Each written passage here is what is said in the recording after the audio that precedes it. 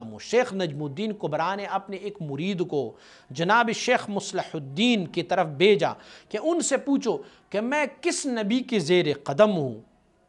جب یہ مرید وہاں پہنچا تو انہوں نے کہا کہ جہود تو در چه کار است، آپ کی جہود کس کام کی؟ جہود آپ کی جہد کوشش اور کاوش اور محنت کو بھی کہتے ہیں، لیکن جہود کا ایک اور معنی بھی ہے۔ دیکھو اولیاء اللہ کی جو باتیں ہوتی ہیں نا وہ رموز و اشارات ہوتے ہیں۔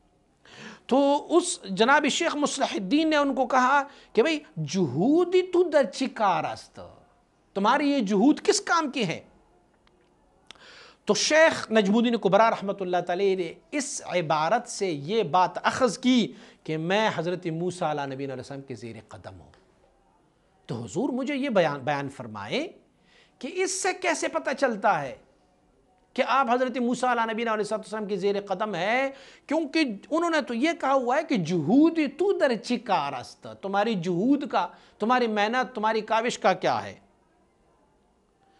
تو جواب ارشاد فرما رہے تھے مجدد رحمت اللہ فرماتے ہیں کہ میرے پیارے بھائی، جہود جو ہے وہ یہود کو کہتے ہیں، اور یہودی جو ہے وہ حضرت موسیٰ علیہ نبی علیہ السلام کی امت ہے۔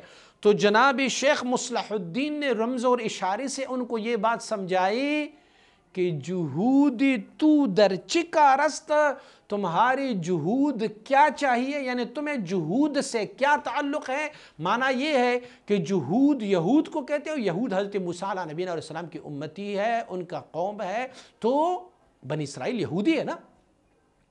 تو ان کو اشارے سے یہ سمجھایا کہ تو حضرت موسیٰ علیہ نبینا علیہ السلام کے زیر قدم ہے۔